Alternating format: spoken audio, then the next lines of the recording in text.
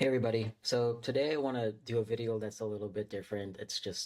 I'm hoping that it's just going to feel like a conversation between us, but I want to talk about something around public speaking that affects a lot of people, which is public speaking anxiety. Specifically, jitters that folks tend to get when they're up on a stage, blanking, your mind going blank and not knowing what to say next, and just feeling like you're not fully present in your body and in your mind when you're up on stage, whether you're speaking to a large group of people or a small group of people. I feel like public speaking anxiety, it's something that can be felt by anyone, regardless of if you are new to public speaking or if you're a seasoned professional, a seasoned presenter who's used to speaking in front of crowds over and over and over again. But I think one of the things that really strikes me when it comes to people saying that they get anxiety while speaking on stage, it's usually because they're too in their heads about all of the less important things around public speaking.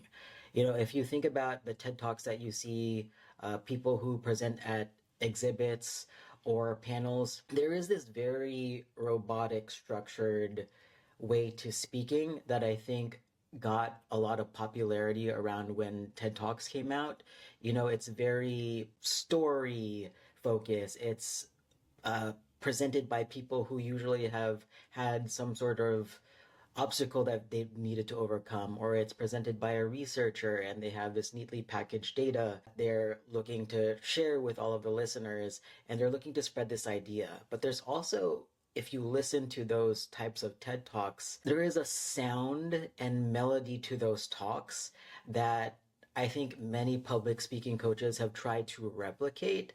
It's almost like a formula where you can break down the structure and distill it. Everybody's told to, go into a power pose before you start speaking, or, command the stage and speak with your hands. And I think that that kind of feedback and coaching is helpful up to a certain point. And it starts to become less helpful when you lose the messaging and the personality of the actual speaker to these styles of speaking. Sort of feel like you're creating a factory of TED Talk style speakers. Like, and again, there's nothing wrong with this because I think there is a lot of tactical advice that's helpful for many speakers to try to up their engagement level with the audience, because there's a lot of benefit to having command of the stage, projecting your voice, and speaking in this way that's relatable to an audience. But those things are really tactical and more external. And even though the speaker might sound good, they don't end up being very memorable, because once they focus too much on those sorts of tactics, you sort of lose their personality in the talk and in the story. But we don't want to lose that. You know, when I coach folks, I would argue that we want to really maintain that personality within the speaker. We don't want to dilute it by overpowering the content of what they're saying and how they would naturally say it in their voice with all of these extra bells and whistles about what we think would make a good speaker or presentable speaker. I think everyone naturally has their own unique speaking style, and what we really want to do is unearth your natural tone of voice, unearth your natural style of speaking, unearth your energy at your best while you're on stage. And to get rid of that anxiety and being too much in your head while you're on stage, at the core of it, what it really boils down to is, do you believe in what you're saying? Can you feel every word? And do all of those ideas and words that eventually make it into your speech or your talk, are those words and ideas fully yours? Or have they been diluted some way along the process of preparing for the speech, where the voice that is truly yours gets lost somewhere in the middle? And by the time you get to speaking on stage, it might not feel like you're fully connected to what you're trying to say. So I think that to get rid of speaking anxiety, first you have to be really honest with yourself. And if you're working with a coach, or if you are drafting your story or your talk with someone else, getting really honest about what parts of that talk might not be true to your speaking style and might not be true to how you would usually present ideas and content if you were left up to your own devices. And the reason why this brings up anxiety for many speakers is if we are trying to recite a talk, we're too much in our heads, so that by the time that we get to the stage and we're presenting and we're giving a speech, we're disconnected from our body. We're thinking too much about what to say and the right way to say it. So when we have this disconnect between the ideas that we're trying to share and the ideas that we actually have, that creates anxiety in the body, and that creates clutter in the mind because we're not fully grounded in the message that we're even trying to deliver. And who wants that anyway? Because if you are watching a speech and if you're watching a talk, audiences can feel when that person is not being honest. They can feel when you're being disconnected, when you're disconnected from your words. And if you can think about the last time maybe you were presenting something at work that you had to present as part of your job, but maybe you didn't fully believe in the idea, or you thought that it was silly but your boss wanted you to present it, it just notice the what's happening in your body when you say that. You people almost become robotic. We become vessels for a message as opposed to rooted in the idea that we actually believe in. And you can tell when someone starts to fall flat, when their body and their energy doesn't punctuate the words that they're using. That's usually because the person is lying or they don't believe in their message. And not believing in your message but still speaking it is kind of a small lie. It's a form of a lie when we're sharing information that we ourselves don't truly believe in. So I think it's really important to really tap into that root of anxiety. We're not doing anything that disconnects us from what we actually want to be doing and what we actually want to be saying. Because when we're being honest or loose, our bodies are not tense. The ideas start to form in a way that is woven in this very articulate and artful style. We're not feeling like we're tripping over our words. It just feels a lot more natural. Apart from believing in what you're saying and really being ruthless about cutting everything that doesn't feel connected to you, I think another reason why people start to get anxious on stage is because they haven't prepared to the best way possible. And preparation includes everything from thinking about what you're going to be talking about, rehearsing it over and over and over again so that the topics and the sequence of your talk start to connect organically and naturally in your mind as you're going from one part of your speech to the next, to the next, to the next. And also, I think practicing in the environment that you are eventually going to end up presenting in is part of preparation. So it's everything from the internal work of choosing your topics to the rehearsal work of practicing the speech and getting used to how your body feels and the topics that come as you're speaking them and getting used to the sequence, to being comfortable in the environment that you're eventually going to be speaking in. Now, I know sometimes it can be hard, especially if you're giving a keynote speech or you're going to be a part of the panel, to actually have access to the venue that you're going to be speaking in. But you can recreate or simulate that venue so that you can start to get comfortable with the idea of what it would be like. So, for example, if you're going to be giving a keynote speech, you're standing in front of a mirror and practicing the speech out loud and looking at yourself as you're speaking can be a good form of practice.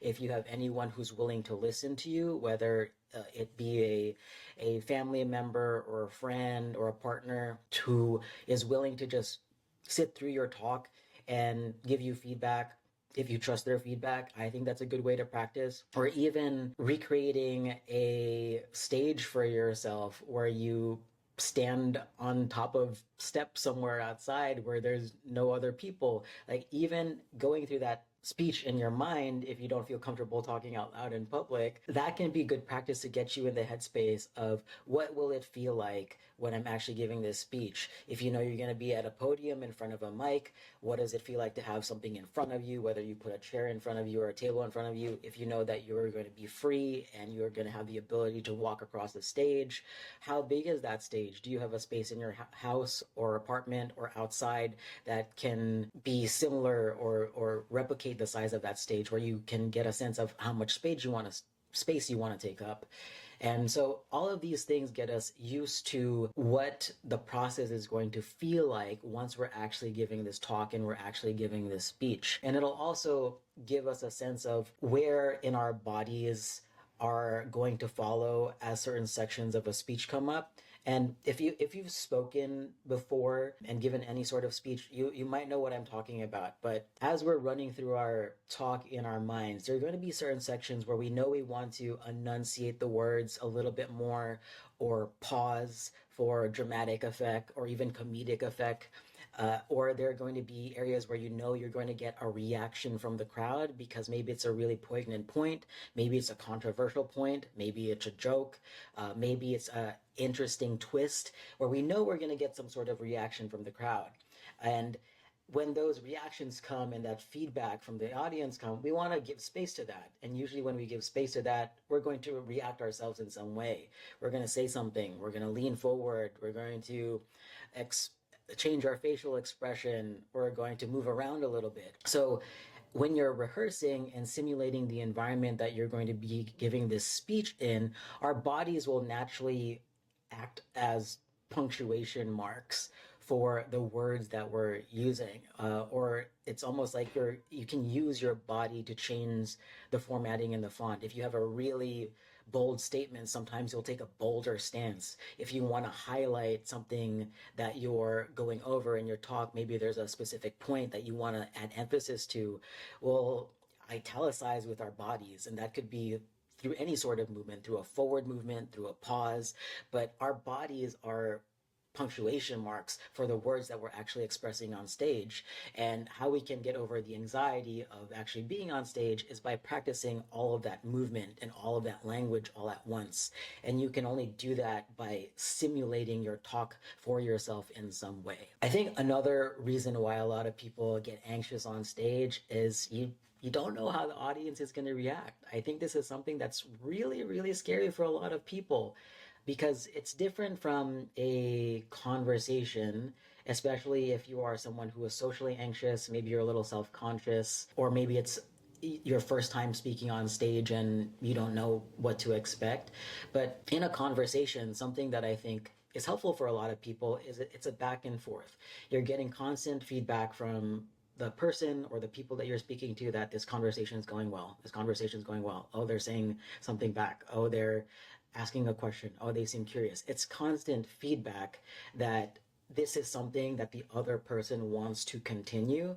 And we get confidence when we're getting that constant feedback during a conversation.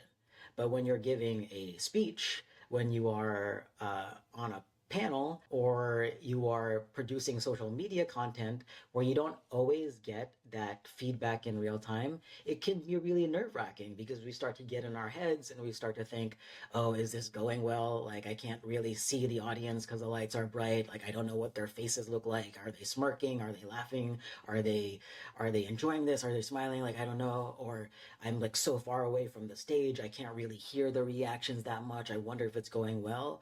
And it's really difficult if you're a person who is anxious and seeks that constant feedback that things are going well and that I am safe and that I'm doing well, to be able to settle into that stage presence and get comfortable with that one directional conversation. But I would like to pause and reframe that and ask yourself, is it really a one directional conversation? Because the things that we're looking for, the feedback from the audience members, whether it's facial expressions or sounds that they make or reactions that they have while in their seats, we do get that feedback in real time. You know, no matter how bright the lights are, even if you can't see the audience or you can't hear everything, it is still possible to get that feedback from the audience. But if we're not present and we're not relaxed while we're giving our talk, it can be really easy to miss that feedback from the audience. One type of artist and performer that I really like to use as an example are comedians. You know, comedians, if you know about anything about the comedic art form, I think it's one of the best public speaking art forms out there. It's one of the best storytelling art forms out there, because the process that comedians usually take is they'll draft some jokes and then they'll go to an open mic or to a small stage and they'll try these jokes out with the audience. And based on the audience's responses, most comedians will take that feedback and redraft or rewrite those jokes based on where the audience reacted. Maybe they got a big laugh, maybe they got a small laugh, and they'll keep the big laughs because ultimately that's what the comedian is going after, but they'll try to tweak a word or a sentence or flip the sentence structure or the order of the sentences in the parts where they maybe got a small laugh or a withdrawn laugh where the audience isn't fully giving, but there you can tell that there's something funny underneath that can be worked on. Or if there's an area where it just fell flat, they bombed that joke and there was no audience reaction, but if they believe in that joke, they'll go back and rewrite it and then they're back on the stage again. So it's this constant process of iterating on a full story and rehearsing it over and over and over again in front of a live audience until they can tweak it in a way where it's perfect and they know it's going to get a laugh and they trial and test that joke in that order sequence and that tone and that delivery over and over and over again until they know 100% this is going to get a laugh and they consider that joke done. So storytelling in the form of a speech or social media or whatever format you decide is a similar thing, except as a storyteller, you have the benefit of a longer narrative where you're not left to the openness and vulnerability of completely bombing if something doesn't fly because you have the privilege of time and a lot of thinking can go into whatever the story actually is. And because you have that length of time to deliver a full speech, there's going to be parts in your speech where you're going to expect silence, and there are going to be parts in your speech that you expect reactions, but you're not expecting those reactions in as condensed of amount of time as a stand-up comedian might. But that skill of being able to read an audience as they're giving you reactions can be just enough feedback that helps you feel more confident and secure as you're giving your speech so that it doesn't add to the anxiety. You know, if you have a 15-minute talk and you get a moderate reaction, every couple of minutes, you're giving a good talk because that means that people are engaged. And by the way, if people are quiet during your talk, even if you are talking into complete silence, that is still a good sign because silence still means that people are paying attention to you. The only time you should be worried is when phones are going off and you can see the lights from phones popping out into the distance from the people in the audience. So if you can hear people audibly talking, that's when you should be worried because that's when you know that you've lost their attention. But if it's silence, an occasional murmur every couple of minutes, occasional laugh, or a shuffling of the feet, or like a reaction like somebody's agreeing with you, those are all positive and good signs. And it might not be as explicit as the type of feedback that we get during a conversation when someone is actively speaking to us, letting us know that they're enjoying the conversation, but it is still feedback, and it is valuable feedback whenever you're delivering a speech. So don't let the silence tap into your anxiety. I know it can be a lot, especially if you're not used to it, but just know that silence is good when you're giving a keynote speech. Silence is good when you're in front of a panel because that means people are listening. And silence, if you're delivering social media content, silence is good in the beginning when you're starting to produce content because you get feedback in the form of likes or comments or reposts, whatever, depending on what kind of platform you're using. But the silence is good in the beginning because you still have access to analytics and metrics on the back end to see how your content is performing.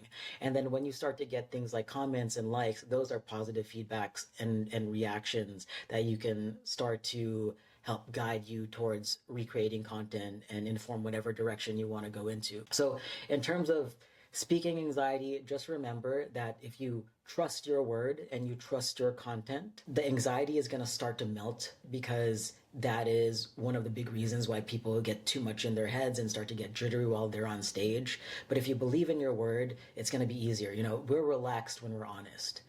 We're relaxed when we're telling the truth. We're relaxed when we believe in what we're saying. And again, simulating the environment and going through that rehearsal process and practicing is another way to lessen your anxiety, because the more reps you get in, the more natural it's going to feel, the more you're going to be in your body and start to accentuate words and phrases and points that you really want to hit on with your body language. And you're going to feel like it's reciting the alphabet or riding a bike. It's gonna feel like you're in flow, as opposed to having to tap into the back of your brain to figure out what you're gonna say next. Because the more you practice, the more your speech or your talk is gonna start to feel like a song that you've listened to your entire life, where the lyrics just come to you and you know what's gonna come next, and you start to move with it. And then lastly, again, if you want to reduce anxiety, just know that the audience is there to see you succeed. I think whenever we're an audience member, we want to make sure that who we're watching is doing a good job. You know, people hardly actively wish that someone is falling on their face while they're on stage. It's painful to watch. So we don't wish that onto people as a fellow human. But just know that the audience is giving you feedback, telling you that you're doing a good job, whether it's in the form of silence or audible reactions or facial expressions or applause. You are delivering value in the form of knowledge. You are delivering value in the form of energy. So we want to make sure that that knowledge that you share is connected to what you actually believe. And we want to make sure that your energy is in check, so that whoever is listening to you also feels that you're bringing positive energy as you're going through this very important topic that you're wanting to share with the world. So I hope that this is helpful. I hope that this helps you think a little bit differently about what speaking anxiety means and ways that we can get ahead of that feeling and make sure that we're prepared once we actually step on stage or get hooked up to a mic. Just know that you're going to do a good job and you're going to crush it the next time you get the chance to speak. But that's going to be all for today. I hope this was helpful. Until next time, everyone take care.